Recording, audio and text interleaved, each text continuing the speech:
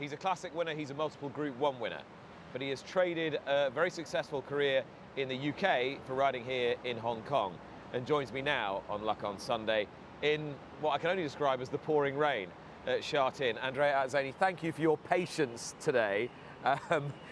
Hopefully we're not going to get completely drenched sitting here, but you won't mind, because this has been a very fruitful mission so far, hasn't it? Yeah, no, thanks for having me, Nick. And yeah, it has.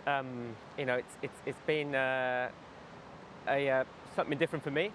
Obviously, I've been here now in Hong Kong for, I think it's about 8 months, and it feels like I arrived yesterday. Time has gone very quick, which is obviously a good thing. When time goes fast, you're obviously having a good time. And but yeah, no, it's things that have gone pretty well so far. I started off pretty good, you know, riding my first winner at the second meeting in Hong Kong, and it just all picked up from there. I've got a lot of support from most of the trainers and a lot of different owners, and I must say it's probably gone a little bit better than I expected, but I'm that stage now where, you know, you just want more and more, and I had the target to achieve, which I have already, and now I'm hoping to achieve a different target in a sense of numbers of winners, and at the moment it's looking quite positive. So what was your target when you arrived? I must say I was hoping to ride 30 winners for this Which season. is a lot in Hong Kong. It is. Like, that doesn't sound a lot, but 30 winners in your first season in Hong Kong, I think it's pretty good. And so far I've ridden 36, which is, it's a good number. At the moment I'm 5th on the jockeys table. I've had a couple of setbacks, a couple of suspensions, which sort of put me on the back foot for a little bit. I missed a couple of winners. But now we're up and running again, and looking forward to the sort of back end of the season. So take me back to when you left the UK, and what triggered the decision to come? Because it's not as though your career was on the skids or you'd been forgotten about. It was still going okay. Of course, yeah. I was definitely doing well enough to stay in England, and I wasn't planning to come to Hong Kong at all. I was actually looking forward to be a freelance jockey for the first time in 10 years. You know, being a retained rider for so many years, this is my first time since, I don't know, 2014 or something. So you'd been Sheikh Mohammed Obeid's jockey for 9 seasons? Correct, and I did 1 season with Qatar Racing. Yeah. So that's 10 years as a retained rider. So that was my first season, full season, being a freelance jockey. And I was actually really looking forward to it, because it was a different challenge. I was ready for it. And but yeah, and then all of a sudden, I got a phone call from a member of the Hong Kong Jockey Club. Out of the blue? Out of the blue, yeah. I wasn't Didn't see it coming, you weren't courting it, you weren't flirting with them, nothing? Not at all, no, I didn't. It was in the back of my mind one day I would eventually apply to come to Hong Kong again, because I came here in 2014 for a very, very short period of time. And I knew one day I was going to come back to Hong Kong, not so much as a full-time jockey, maybe just to spend the winter in Hong Kong. But at this stage of my career, it was in the back of my mind. Fine. And all of a sudden, this Hong Kong number rang up, and it was a member of the Hong Kong Jockey Club, and he asked me if I would come to Hong Kong as a full-time jockey, and it caught me by surprise. But I left my doors open. I didn't obviously give him a straight answer. Obviously, I put a lot of thought into it, and I spoke to different people that I knew that could, you know, help me with my decision. It's like anything in life, you can speak to as many people as you can, but the end is all down to you. It was down to me whether I was ready or if I wanted to come or not. And so what was the driving force behind taking the plunge? I'm not quite sure. It was one of those things. I'm at that stage of my career where I'm lucky enough that I've done well enough in Europe to say that, you know, prestige is great, which, you know, that's what you get in UK and in Europe, you know, winning big races, winning all those Group 1s. But at the end of the day, I'm at that stage of my career where prestige you can only take it so far. And it comes down to a little bit the financial side of it. At the end of the day, I'm not going to be a jockey forever. I'm 32. And so I sat down and I thought, well, the only way I can retire in 10 years' time and be financially secure is to come to Hong Kong. And also, I think I just needed a new challenge. I just needed something different. Losing a job with Sheikh Mohammed Obaid, it's like anything. When you lose a big job, it's a little bit upsetting. But it's like anything in life. Nothing lasts forever. I knew that was going to come eventually, and I was prepared for it. And I think I just needed something new, something refreshing, which coming to Hong Kong, it really done me well. Why did you lose your job? I'm actually not quite sure. It came to, obviously I worked for Sheikh Mohammed Obaid for 9 years, and I became very, very close to Sheikh Mohammed Obaid. I'm actually probably a lot more closer now than I was when I was riding for him. So you're still in quite regular contact? Yeah, very much so, very much so. I keep in touch with him. We speak every other week. He rings me when I'm in Hong Kong. He actually follows Hong Kong racing too while I've been out here. The reason why I lost it, I'm not quite sure. I think he just came to the conclusion that Sheikh Mohammed Obaid decided to expand his horses with different trainers. And I must say, all the trainers they decided to send horses, they all obviously had good jockeys in their own stables. So I think he came to a conclusion where he thought, I think he'd rather let the trainers use their own jockeys, and then it became to a conclusion that it was a good time for me to him and to part ways, and he's done very well. But as you say, that takes away that security that you did have, and not many jockeys do have. So when you lose that security, you seek it somewhere else, and now you're seeking it here in Hong Kong. When you first arrived here, after a week, what were you thinking? To be honest with you, there hasn't been a minute since I've been in Hong Kong that I've regretted my decision. When I've arrived, I've been into Hong Kong before, but I knew this could be, like I was planning to stay here for a little while. And so I was mentally, my mind was already pretty much here. My mind was in Hong Kong before I even arrived in Hong Kong. So I mentally was pretty much prepared to my new challenge. When I arrived, it was just different. The only thing I was worried about, Nick,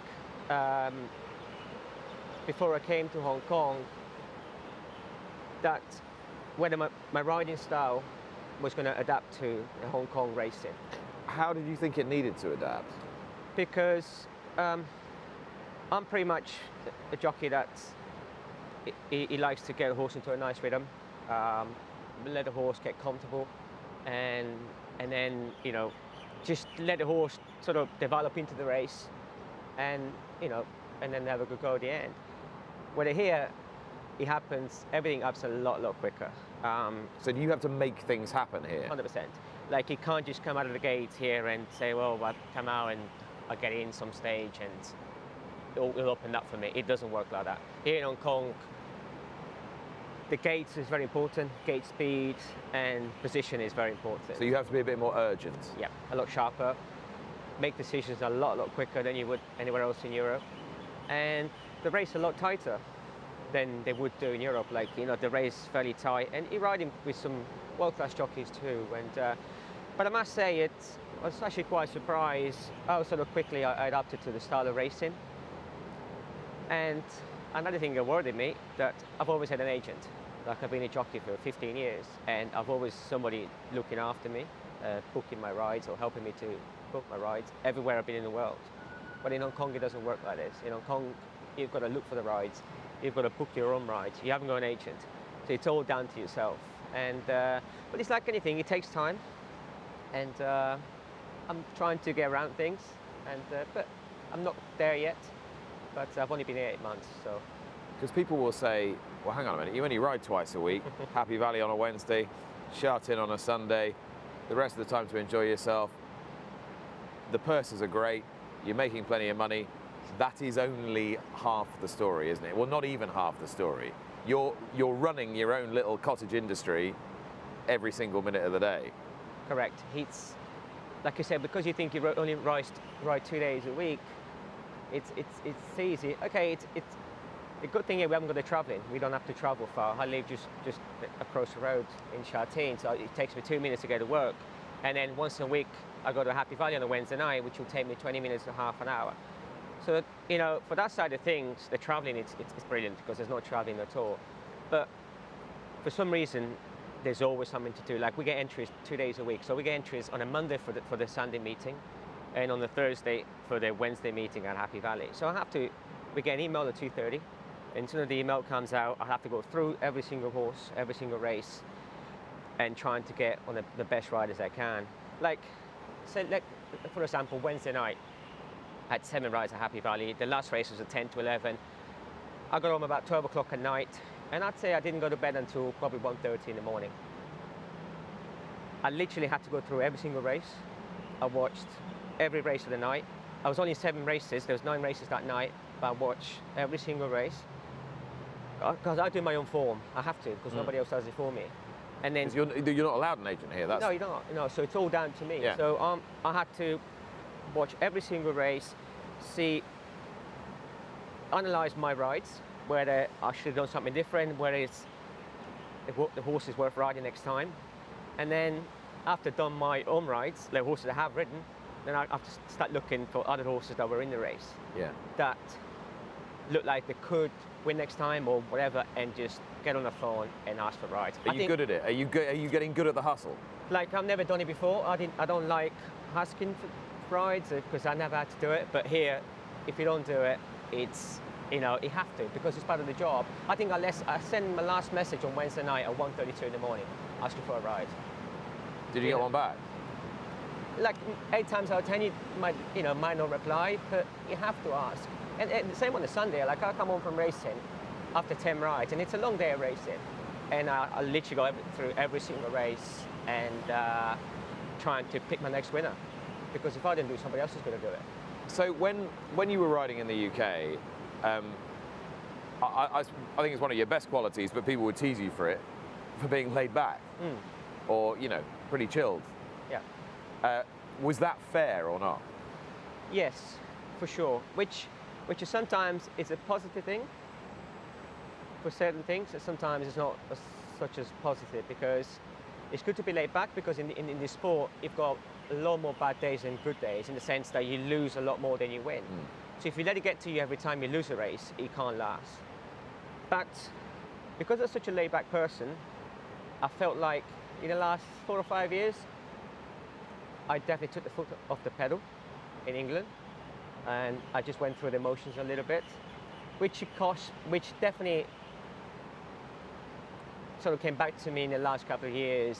I wasn't getting the support that I used to be getting. But you didn't realise it at the time? No, I didn't. It's all down to me, because like I said, I had a good job, I was riding good horses, and when you're having that, you're young, like I was such a young age. But you're still so young. Oh yeah, you think it's not going to end, because I've got a great job, good retainer, riding for a shaker, riding for most people. This is never going to end. So I definitely took the foot off the pedal, and things definitely quieted down for me in the last few years. And I can only blame myself for that to happen. I didn't struggle, but I should have pushed harder, you know, and I didn't. I regret it, but you can't go back in time. You know, I've done it, I've enjoyed it. Now coming to Hong Kong, it's definitely, like, it's good to be laid back, because in Hong Kong it's such a tight system. You get taken off horses every day of the week, and there's only so many trainers here, so you can't upset people, because if you start upsetting people here in Hong Kong, there's only so many people you can upset, because there's only so many trainers, there's only so many owners you can ride for. But to be honest with you, I don't like upsetting people anyway, so it's not in me. It's just got to be fair, and but yeah, you need to get a bit of anger out here and put your finger out. And unfortunately, it's when you leave the door and you come racing, it's you on your own. Like, forget about your friends, forget about the colleagues. Even when you get home and you get on that phone and you're working, you can't think, just because my friend rode a horse last time, I'm not going to ask for it. So you just need to be a bit meaner. Yeah, which is not me, but unfortunately it's the name of the game. The other thing I suppose about having a naturally laid-back, phlegmatic temperament is that people can mistake that for you not caring. Yeah, yeah. I remember when, when David Gower, the great cricketer, was in his pomp, because he had a kind of laid-back aura about him, people said he didn't care, or when he got out, he wasn't trying hard. You were trying hard. Yeah, that's very true. I do think people, because like I said, because I'm such a laid-back person, maybe they thought, just going through the motions a little bit, maybe a little bit lazy, which I probably was. Yeah, maybe some people misjudge me, but I think I can only blame myself for something like this. But like I said, I don't regret it. It's the way I am. One thing I would say, I've gained jobs, I lost jobs, I've ridden for so many people, but I've never ever upset anybody. Like I left guitar racing a long time ago, and I became very good friends with Sheikh Fahad. He's probably one of my best friends. I finished with Sheikh Mohammed Obeid, and we've finished on good terms. I'm probably more close to him than I was when I was riding for him. So everywhere I've been, I've always left on good terms, which that's all I wanted. Like, jobs come and go. But one thing I wanted to make sure when I lost Sheikh Mohammed Obeid's job is that between me and him, there was nothing, I wish him all the best. He's having a great season. I think he's got some very good horses, which is great for him. But one thing I made sure that friendship is one thing. Work is great, work comes and goes. What about adapting to the lifestyle here? How are you finding it? How difficult was it? One thing I had to do when I first arrived in Hong Kong is getting my weight down, because I was trying to use my weight as an advantage against those bigger jockeys.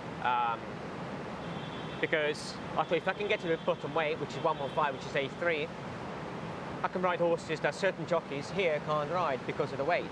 So I took my weight, I used my weight as a bit of an advantage. The only thing I struggled with at the beginning was the weather. The humidity was very high. If anyone's noticed, it's absolutely, we're doing this in the middle of what can only be described as a monsoon. Yeah, it is, but this can happen in Hong Kong. But I have adapted quite quickly to the lifestyle. Thing is with Hong Kong too, I get a lot of time for myself. I spend a lot of time doing other things that I've never done before. Obviously, my partner Emma is here, so we get to spend a lot more time together. How's that? It's working. It's one of those things, like in England, we never sort of used to see each other. Because I was racing every single day. So I'd come home in the evening, have a bit of dinner, go to bed, next day you're up early in the morning, galloping horses, and then So you're passing like ships in the night in England. That's right. Yeah. Whereas actually here, you have to kind of traditionally understand how to live together. Yeah, which is great. I think it's actually a place in Hong Kong that it'd be a difficult place to be on your own. So having a partner here, it's a big help. And but is it one of those things, it's either going to make you or break you? 100%. Yeah, it is, because you spend so much time together. And it could go either way. Luck has gone the right way. So no, it's gone good. And like I said, I'm lucky she's here with me, because you need a support, and you need somebody behind you that understands racing. Like, I love racing. Racing is my job. This is what I do. But at the same time, Emma, she understands when I'm not racing and I'm not working, we leave racing behind, because we have a life outside of racing, which you have to. You can't just, you got to switch off sometimes. So she understands when I'm at work, when I'm working, but when we're out, we're on the holidays, or we go shopping, we go whatever, racing stays away from us. Do you feel now, having done effectively a full season here, do you think this is your life now for the foreseeable future? Nick, that's very difficult to say, because that phone call 8 months ago just completely changed my life, my career, and it's a phone call I never expected. So you never know what's around the corner. In this moment of time, I must say, like, I'm loving it. I'm really enjoying Hong Kong racing. The Hong Kong Jockey Club has been very helpful. I love the racing style. Sha Tin is a beautiful track. Happy Valley. It's challenging, it's different, but I'm getting around at things. You need to be up early to ride around Happy Valley, don't you? You do. But one thing I would say, I've been lucky to ride in England for many years. I've been to Dubai, Japan, everywhere in the world. But financially, it's the place to be. You know, you could race on a Happy Valley on a Wednesday night in a Class 5, which is the worst horses. It could be like a Class 6 at Wolverhampton, like 60 rated horses. And you're racing for 100 grand. You know, you're racing for at least £100,000 sterling, and then the prize money just goes up.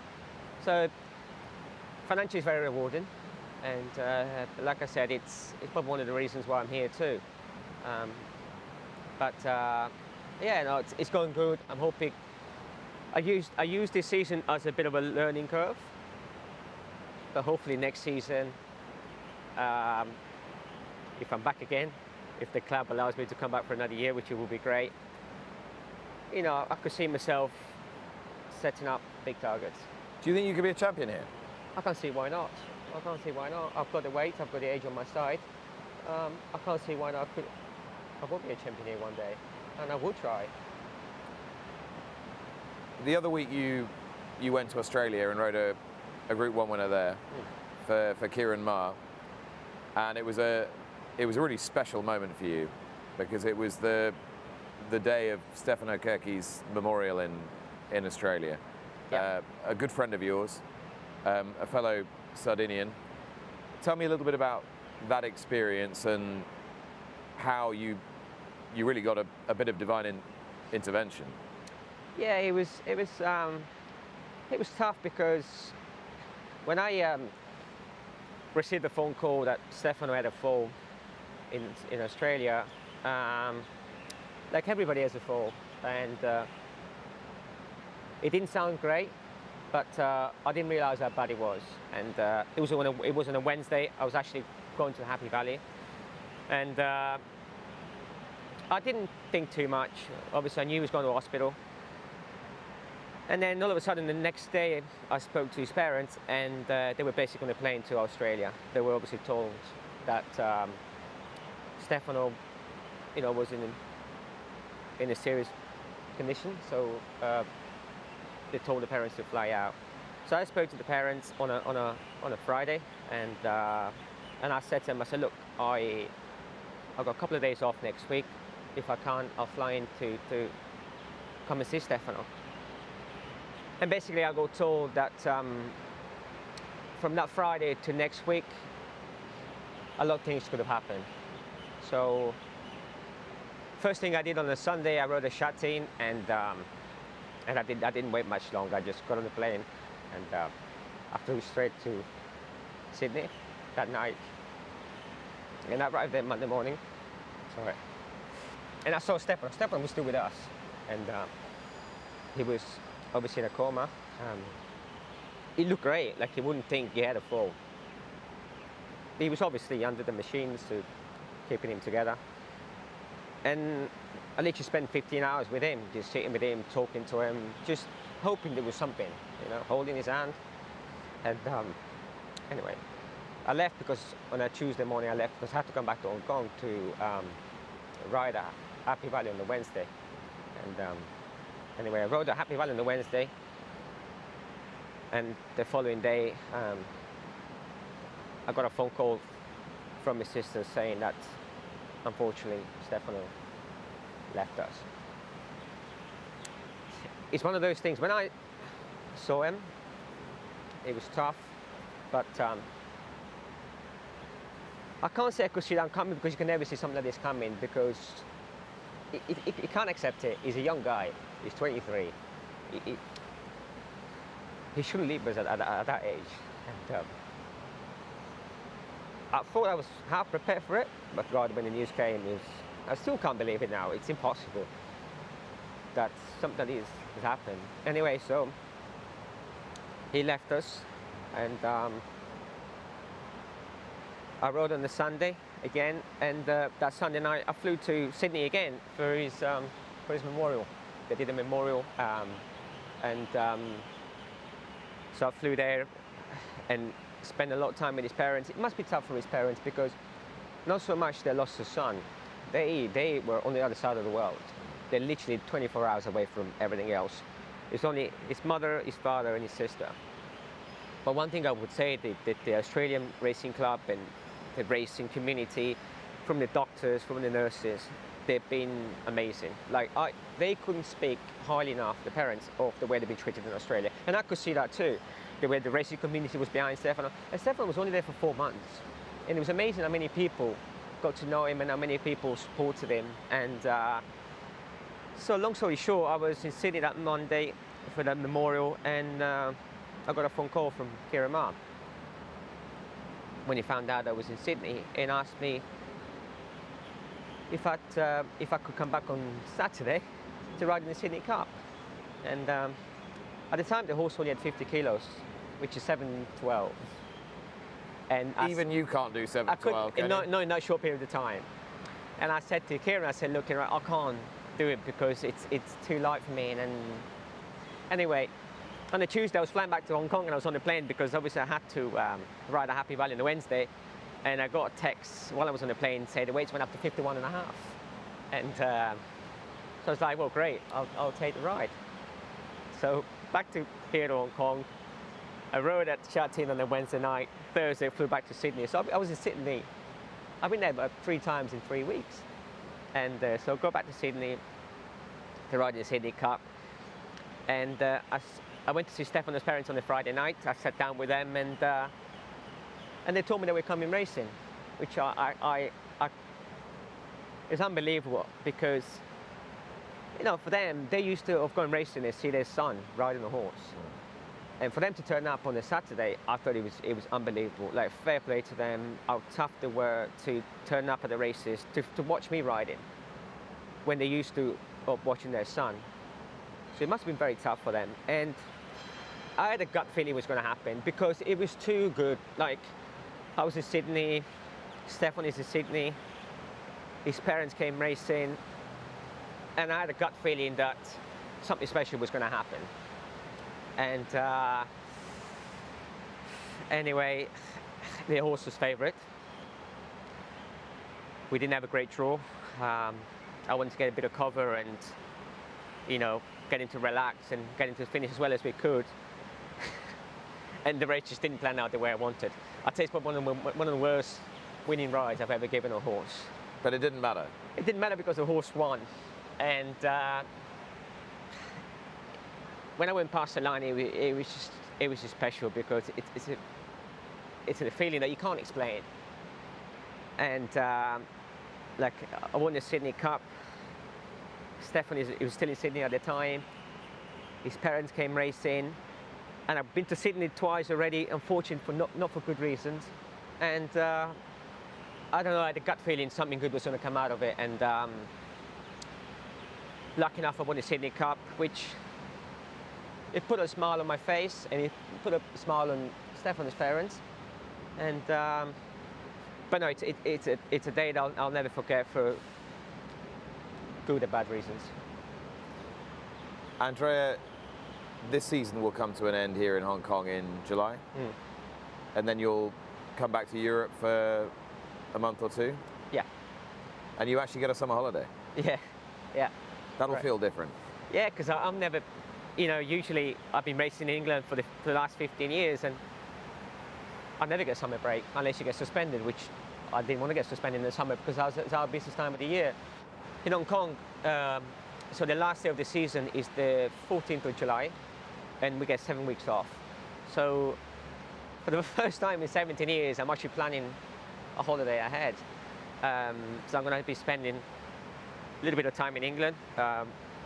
Obviously, Emma's parents, all their family live in England, so I'm going to be spending a bit of time with them, and I'll probably spend a month in Italy with my family, and you know, just spend time with them.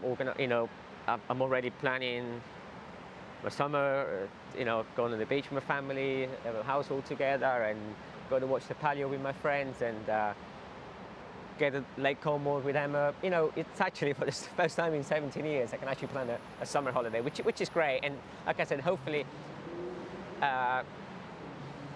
if the club allowed me, I'll be back here early September. You made a big impression here. I'm glad it's going so well for you. Thanks so much for talking to us today. No problem. Thanks for having me. Thank you. Watch live racing now on racingtv.com.